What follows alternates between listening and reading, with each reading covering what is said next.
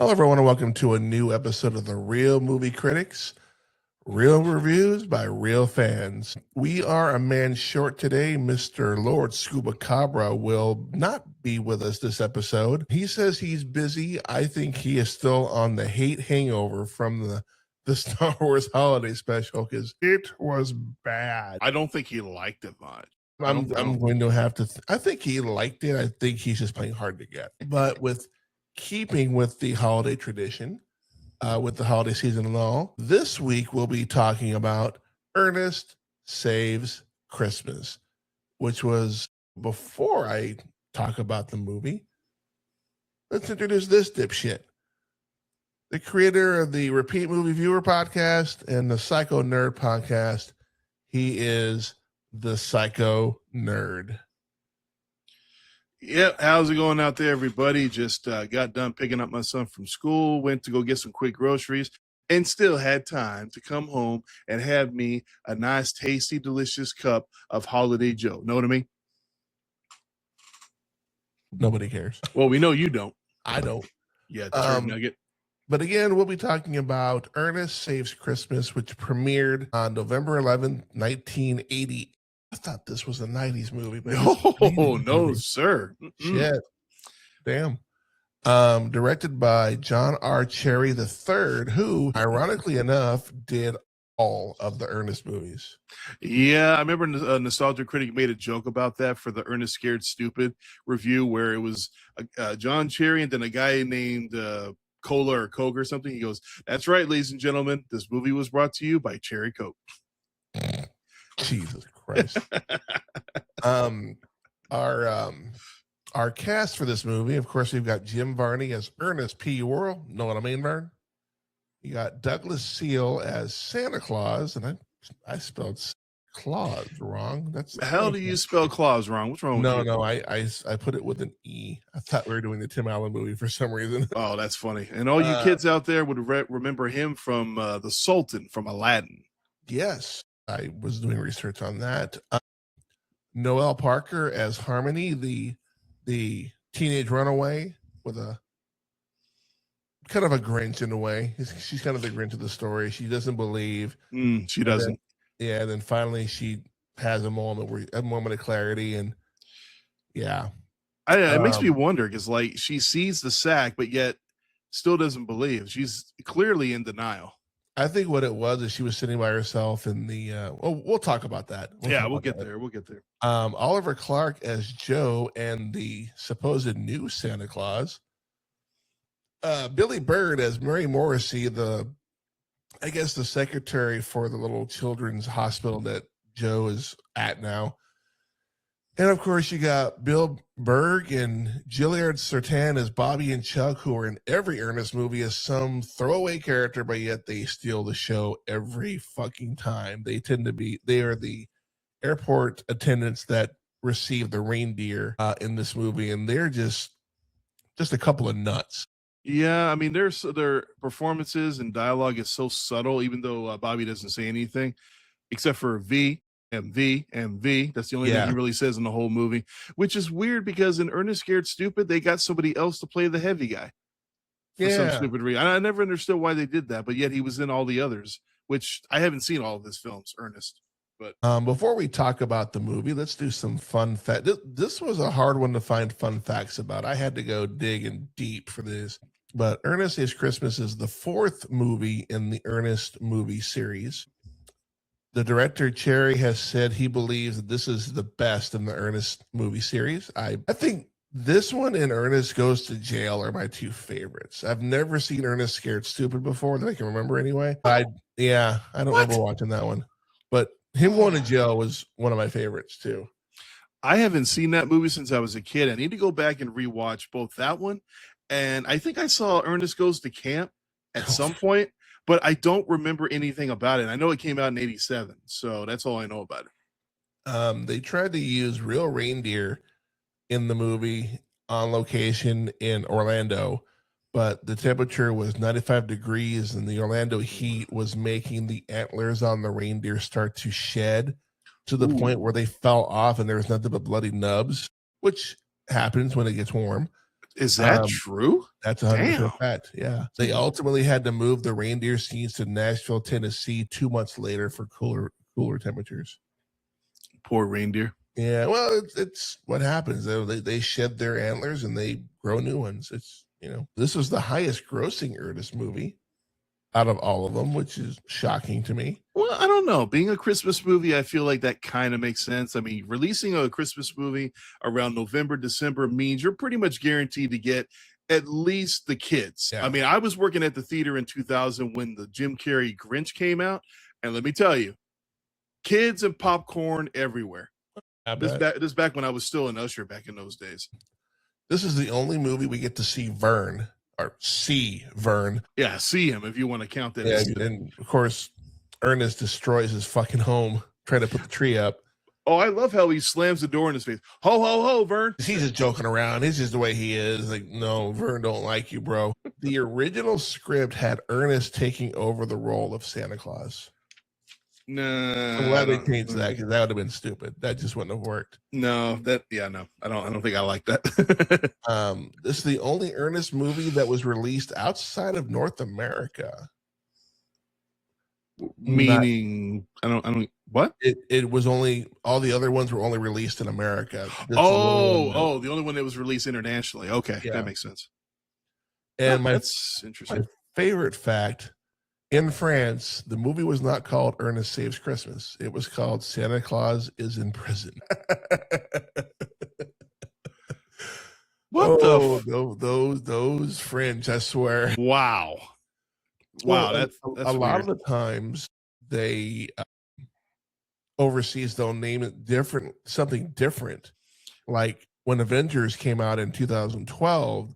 In Britain, they couldn't call it the Avengers because of the TV show. They had a TV show called The Avengers, so they had I forget what they named it, but they end up naming stuff different things just because they have something else there that kind of intertwines with that. The budget for this movie was $6.5 million, which I don't know why for an '88 movie that seems kind of high. Well, what did it gross? I mean, was it a success or it was a box office success. It made $28.2 million, so it made almost 5 times as much. So definitely was a successful movie by those standards.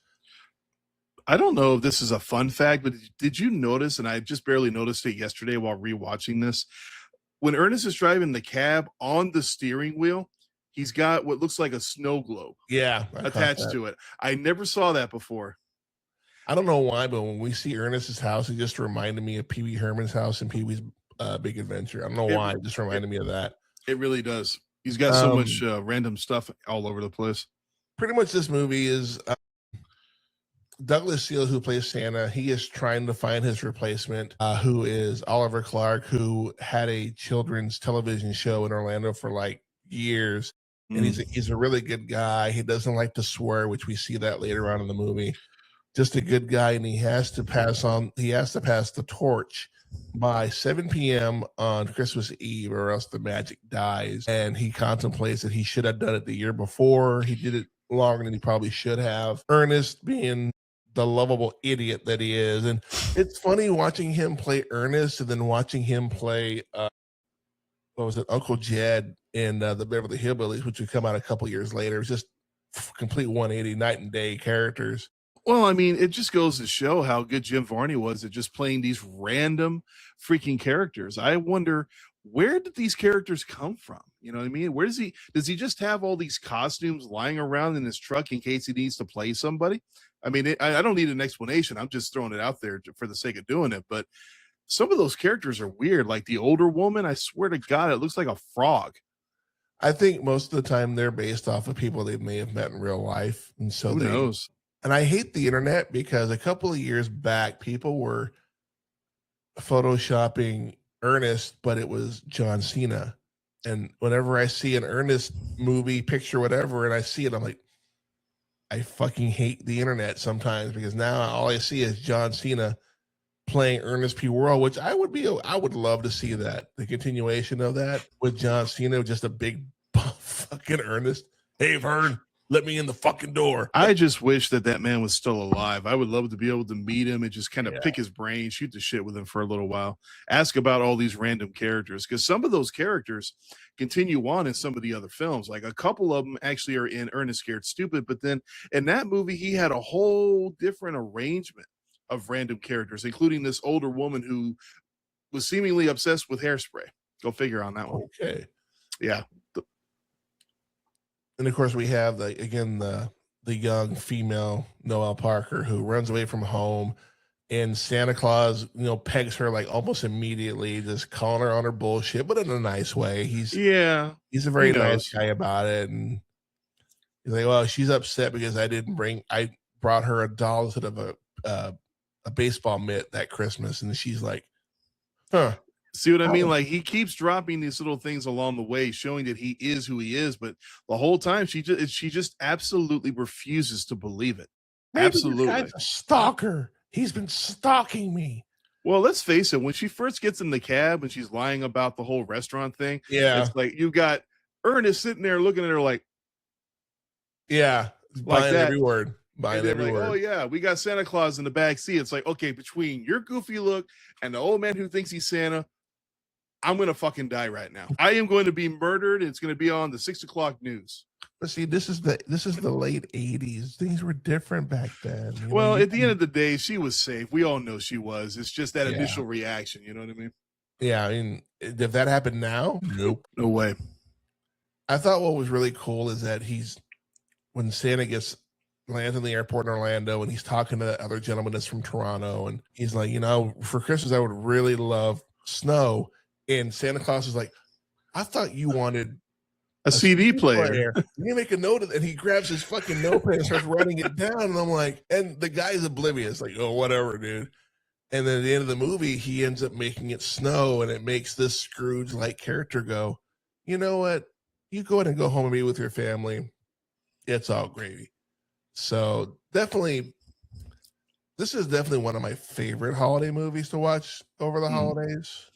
What are your takes from this movie? I mean, it's a little bit goofy here and there, but I mean, you expect that.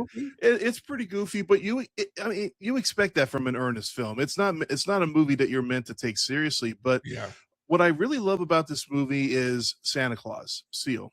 You said his name was Douglas Seal, right? Yeah. Okay. I love him in this movie. He is, and I said this on one of our last podcasts, I think possibly the greatest, but one of the greatest Santa Clauses depicted in film ever. Yeah. Just he's such a happy-go-lucky guy. He tries to look at the positive and everything.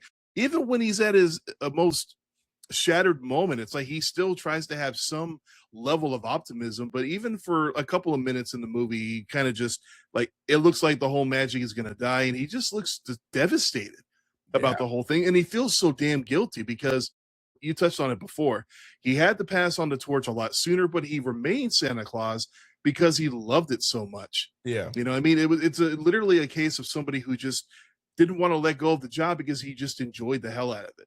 But now he's put it in jeopardy. So now he's got all this emotional weight on him and a lot of guilt because it's like, damn it, should have done this last year. But now it's like you're doing it at the 0 hour, which when you try to do something at the 0 hour, mistakes will always ensue. It never fails. It never fails.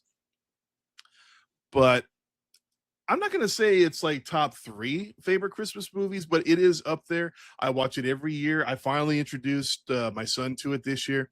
He seemed to enjoy it. He agreed with me on the whole, he's one of the best Santa Clauses, but it does have its fun moments along the way. You know what I mean? And everyone's doing a good performance. Everyone's doing their best. And I do like the Joe character too.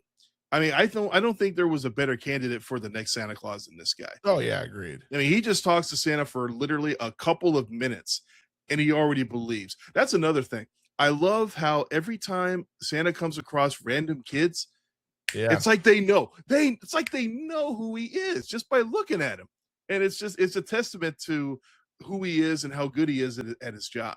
Yeah, agreed. It's just he kind of has that aura that, I'm saying, and he would look at the kids and kind of smile at him. And of course they're like, but they're not going to say anything. They're not stupid. No, of course not.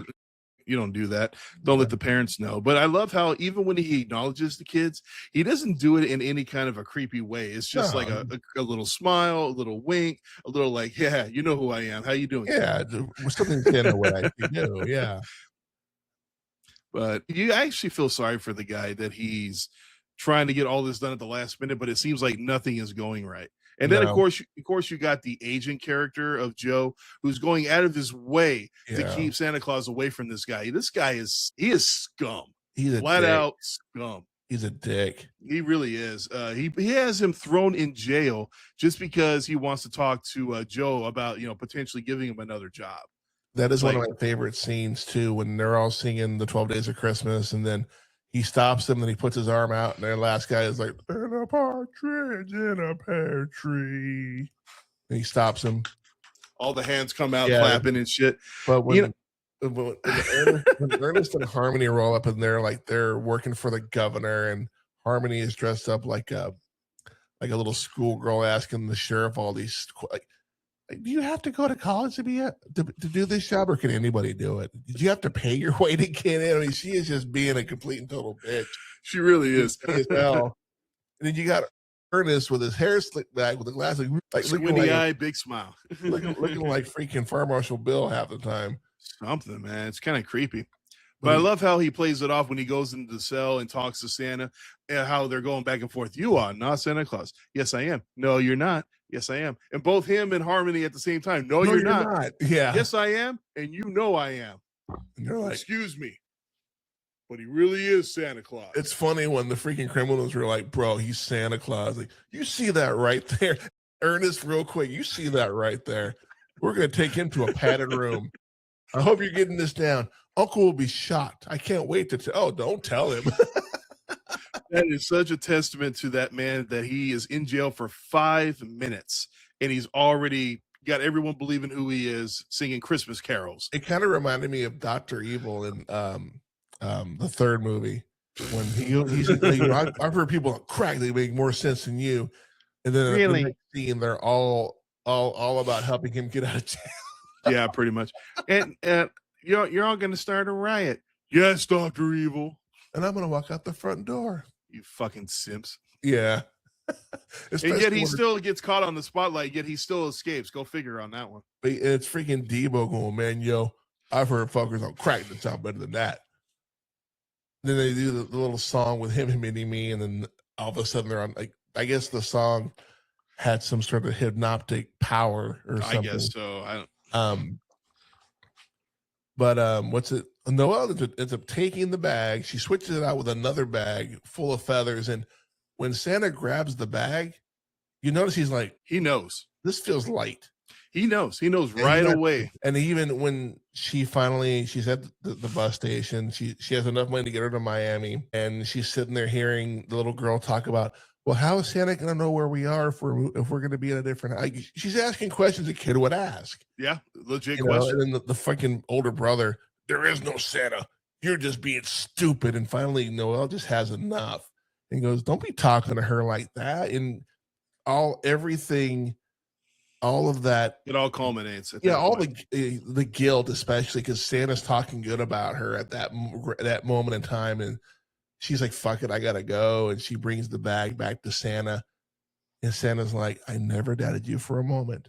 Really? Well, there was maybe for a second, but but he's just being honest.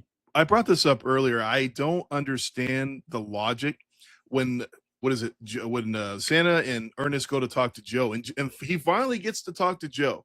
Exactly what he wants from him. He wants him to be Santa Claus, and they're having this conversation. Why did they leave Harmony back at the house? And I know that's not her real name, but I can't remember her real name at this point. That was her name, Harmony. I think it was, that was a fake name. Harmony was fake. I think it was like Pamela or some crap. That was the name on IMDb. I know that's the name they give her in there, but but anyway, what was I saying? I lost my train of thought. I don't understand. Why they leave her at home with the fucking sack. I don't get that. That makes absolutely no. That's, in my opinion, that's like something that the screenwriters probably did just to give a reason for him not to believe at that exact moment. But in the contrast, in the overall scheme, it doesn't make a lot of sense. It's like, why would you do that? That sack would be the one thing that you could show Joe to make him completely understand and believe that you are who you are. I mean, he's got him on board. You show him the sack, it's a done deal. That's it. Movie's over. But we wouldn't have a movie otherwise. But it still doesn't make sense.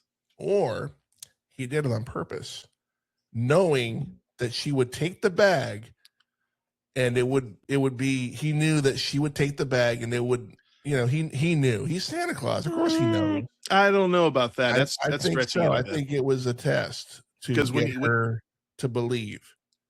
And that was I don't know. That's pushing. That's how I look at it. Because when he goes to talk to Joe later on, when he's like, I mean, come on, this is Fennis. I know it's Fennis. The real one was taken. It's like, I don't know. That sounds like somebody who's really upset about the situation. I think at that point he was just really frustrated with the whole situation, especially with the agent. And I think at that point Joey shaved off his beard. Yeah. Which upset him. Like, what the hell did you do? Shave your beard? Oh my God. And then when he becomes Santa, he gets a new one anyway. So exactly. So it didn't matter anyway. But you could totally tell that wasn't a real beard. Of course not, but you know. I'm not talking when he was Santa, I'm talking when he was Joe. You could tell it wasn't a real beard. It definitely had that look. Like sometimes it was riding up on the cheek a little bit, but well, they had to make him look like he had a beard anyway. Yeah, so. I think 4 years of high school drama, you learn some shit, you know? Honestly, I think he looked better with the beard. I agree with everybody else in the film. Yeah, leave the beard. Yeah, leave the beard. It looks better. Yeah. Just saying. But we get this scene with the two, and both Santa and the two elves fuck with the dude at customs, where he hands him the passport, and he looks at Santa and he's like, "That's your real name?" "Oh yeah, it's Santa Claus." "You know, well, why not?" He stamps it. "It's Christmas." "Thanks, Skippy." And he's like, "What the fuck?" Yeah, and I love how fast forward the two elves, they pen their passports over, and he does the same thing. Like, sure. Why not? It's Christmas. Why not? Why not? The female elf is like, "Thanks, Skippy." And he's like, "What the fuck?" That's the second time today someone's called me with that fucking name. And I love how the guy, when he sees Santa, he looks at the passport, he looks at the crowd of different people that are trying to get through. I hate this job. But he still stamps it though. Yeah, he does. It's like, well, there's no reason not to at that point. Yeah. Sure. Why not? The shenanigans with the two elves and Ernest in the sled with all the freaking Ernest isn't, as much as the man loves Christmas, he cannot get the names of the reindeer right to save his life. And they were right there in front of him because they lit up when he said them. Yep, that's true. Like, look, peripheral down to 45. It's right there. Which is funny because be honest, I forgot that old poem, Santa Claus is Coming, whatever the hell it's called. I forgot that in that poem, he actually says all the reindeers' names. That tells you how long it's been since I've actually heard that fucking poem. You know what I mean? I watch the cartoon every year, but I never thought for once, because it's been so long since I paid attention to this stuff since I was a kid, you know, because every year as a kid, we sang the songs in school every time, you know, you read all these different things and whatnot, but then you get out of school, you don't think about this stuff anymore. You kind of fall out of it. So, I mean, I couldn't quote the names of the reindeer to save my life right now. So, I really have to think about it for a second. Comedy Cupid, Donner and Blitzen, Reindeer and Sleepy and Dopey. I don't know. Don't forget about fucking Rudolph, who only got any respect because he was helping out, but otherwise they treated him like shit. Really think about that song, dude. You ever go back and listen to that song again? It's like, it's a song about bullying. Y'all, yeah, you guys are a bunch of dicks. Yeah. Seriously. You hate him until he becomes the only way you can get shit done on Christmas. All of a sudden, we love you. Like, you know what? The hell with all of y'all. I gotta say, you know what? Screw Christmas, screw y'all. I'm just gonna stay here and eat some snow. Go fuck yourselves. I think it was Robot Chicken where they did it to where it was a horror movie where Rudolph killed all the reindeer one by one. I think it might have been Robot Chicken. Or it might have been Family Guy. I don't remember. Well, Robot Chicken did do one where Santa was like killed. He was murdered, but then it was, exactly that. It was like a murder mystery. They couldn't figure out who was doing it. So, it was actually pretty funny. And then they ended it with next week, the Taco Bell dog castration.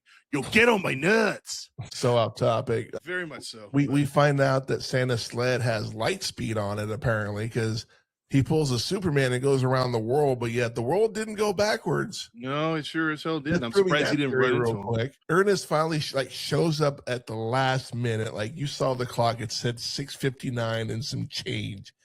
He shows up, everything's cool.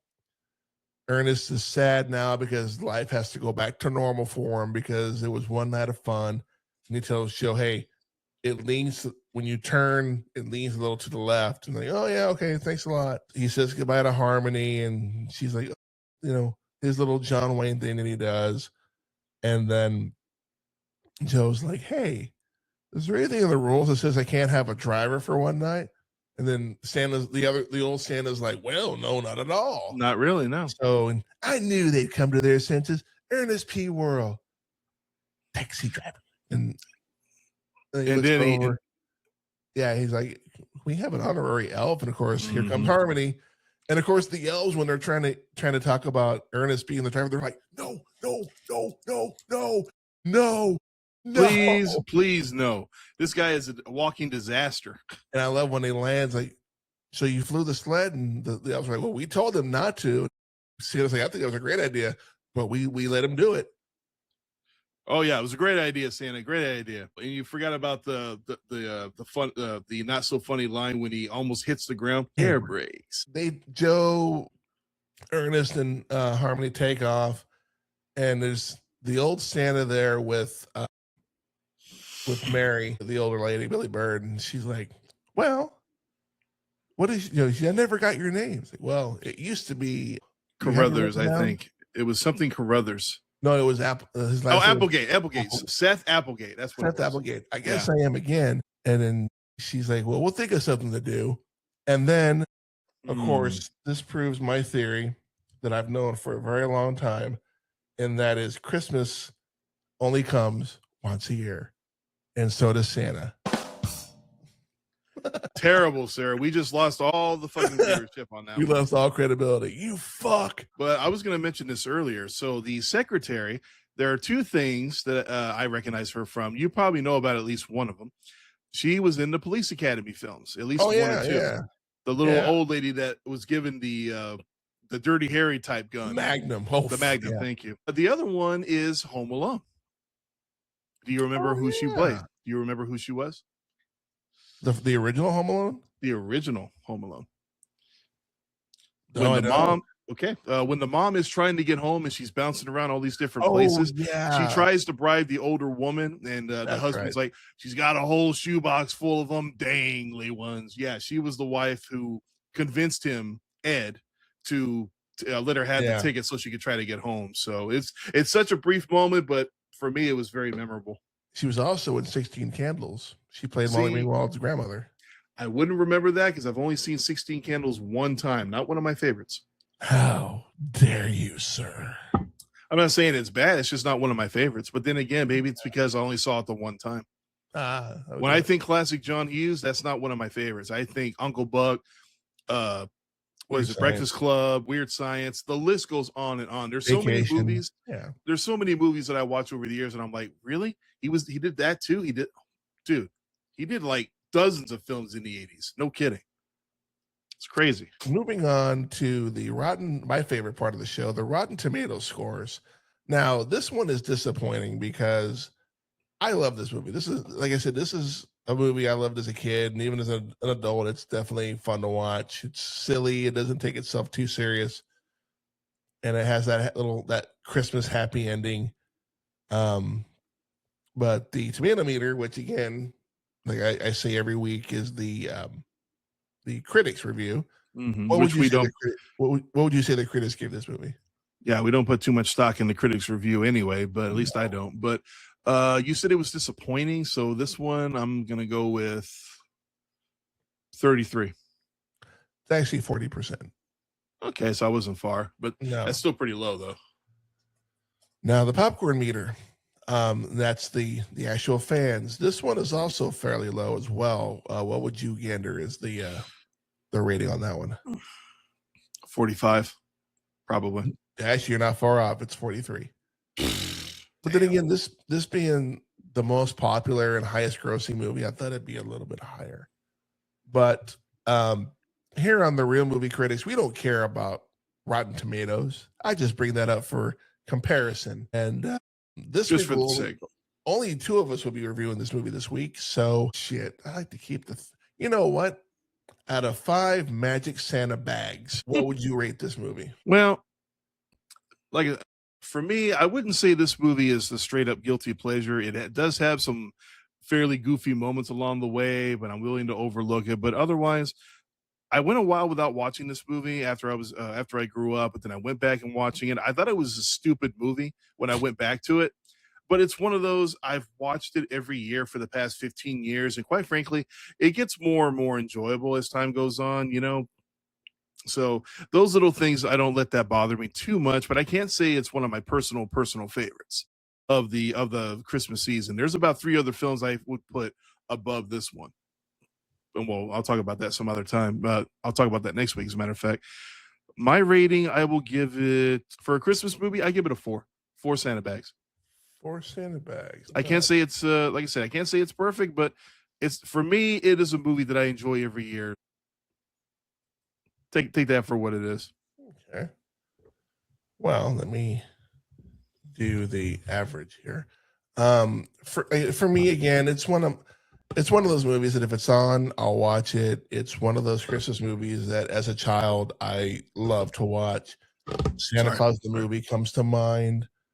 Of course, the specials, the Charlie Brown specials, Without a Jug Band Christmas, The Grinch. I don't remember there being a Garfield Christmas, but I don't. There is actually. If I recommend it, because it gives us probably the best grandma in animated freaking history. Okay. Seriously, grandma is awesome, and it's actually got a nice little backstory about grandma as well in that special. And I do also recommend the Garfield Thanksgiving, which we did not watch growing up. Yeah, grandma is awesome in that one too. So just throwing that out there. But for me, it's nostalgia. It definitely is a great movie. I am going to also give it 4 stars. Okay. Solid 4. Cool. I'm curious what Scuba's would have been. But again, it's an overall of 4 since we both hit the same note here. And that will conclude our review of Ernest Saves Christmas. Now, next week, going to be an interesting episode. I've already talked to Scuba, and he is for his podcast, the Gore and More podcast that he does with his buddies. They are going to do Terrifier 3. We were going to do Terrifier 3 a couple weeks prior, but he was like, I'd rather do it the week than I'm doing it for my other podcast. I'm like, yeah, sure. Oh, that fucking way fucking. I love it when Rhea Ripley does that. It's so sexy. It's hot when she does it. It's fucking creepy when Art does it. Just going to throw it out there. Well, that's the whole purpose, sir. He is all about creepy. Next week we'll continue the Christmas spirit as much as we can. As much as you can with Terrifier 3. With the Christmas classic Terrifier 3. Once we are done with Terrifier 3, we will be taking a break until the new year. The new year we'll be reviewing Ghostbusters 2. You see what I did there? No. I was like, no, I still no, that was more of a joke. It's like that episode of Big Bang Theory when they find the box full of good. He's like, oh, look, it's a Ghostbusters script. And then freaking Raj whispers, oh, it's Ghostbusters 2. yeah, Ghostbusters 2. Yeah. But see, we got some slime on it. But it is a New Year's Eve themed movie. It was going to be either that or Trading Places. I figured Ghostbusters 2 was more fun. I feel like that, and there's a lot more to say about Ghostbusters too. You know, it's like, I mean, I joked a minute ago about it, but quite frankly, I still love watching Ghostbusters 2. Even though, if you really get down to it, it's just a rehashing of the first movie. They hit a lot of the same bullet points when they didn't have to do that. And I'll talk more about that next when we do that. But that movie could have been a lot better than what it was. It could have really, really furthered on the mythos. And why didn't we have Walter Peck in that movie? Seriously, why not? Because he was running for mayor. That's why. Well, no, because it would have made sense to have him in the movie because he hated the Ghostbusters so much. I'm just saying. Maybe after what happened, he got transferred somewhere else, you know. Who knows? With that being said, Psycho, promote yo shit. Well, I'm about to, as soon as we're done here, I'm going to be putting out my 10th episode of the Psycho Nerd podcast. It'll be the second podcast that me and my friend Dennis filmed back on Thanksgiving. Yes, I know it's taking a little while to get it out, but you know what? A little late there, buddy. That's why we acknowledge it during the podcast, and it would happen when it happens. It's just I have so many other podcasts that have already been recorded and just working on the editing and trying to get them all out. But from now on, I will acknowledge during podcasts exactly what the date is, just to emphasize that. So they won't always come out like a few days after. That's just, you know, and we're doing that with the other podcasts as well, with the wrestling pay-per-views anyway. So yeah, I'll talk about that here in a minute, but yeah. So I don't feel bad about it, but that episode will be dropping at some point today, which is 12/17/25. And I already have 2 podcasts that I'm going to be filming next week, special Christmas themed ones, top 6 specials, top 6 movies that I watched as a kid that I still watch to this day. Ernest will be on that list, guaranteed. Oh, you're done. Okay, cool. Oh, I mean, sorry, I forgot. You can go and so far I'm only on YouTube with the Psycho Nerd podcast, and that's on my YouTube channel as well, Repeat Movie Viewer. But I do have plans on taking the podcast and at least extending it to Spotify. I wanted to wait until I at least hit double digits. We're officially there, so it's time to branch out a little bit, try some new stuff, and I need to go back to being in front of the camera. So for all my 14 subscribers that haven't seen me do anything on camera outside of this, don't worry, they're coming. Give it time. And besides the Real Movie Critics, we also do the Josh Zodiac podcast. We'll be doing an episode this week. We'll be doing an episode this week, and then we'll be taking a little. Both podcasts will be taking a break until the new year. But starting in 2026 on the Josh Zodiac podcast, along with also the PLE reviews and then the news for the week, we'll also be doing a classic pay-per-view review. We've already done one of the 12. We'll do one a month. We've already recorded WCW Greed. The February episode will be the 2012 Royal Rumble, which I need to finish watching that. I already have a bunch of notes on that particular show, but definitely check that out. Again, it's the Jazz Zodiac podcast. The link tree below in the description will have everything, all the links for both this podcast and for the Jazz Zodiac podcast, but you can find it on Spotify, Apple Podcast, and YouTube for the video. As far as the Real Movie Critics, you can find that on Spotify and or YouTube, again, for the video. I think over the break, I'm going to branch that out to Apple Podcasts. Both podcasts have their own Facebook page, so go ahead and like and follow that. And both podcasts, little shorts and clips that I put on YouTube, I also put on TikTok as well. Just search the Josh Zodiac and you'll find all of that. Whew, that's a lot of information.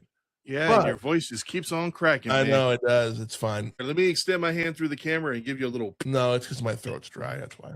Well, drink some water. I don't have. Oh, got some right here. Now that's what I call high quality H2O. There we go. It's not much better, but it'll do. But for the Psycho Nerd and the Lord Scuba, who is not here this week, I am the Josh Zodiac. We want to thank you for watching and or listening to this podcast. And remember, folks, there's always time for one more binge. We'll see you next time.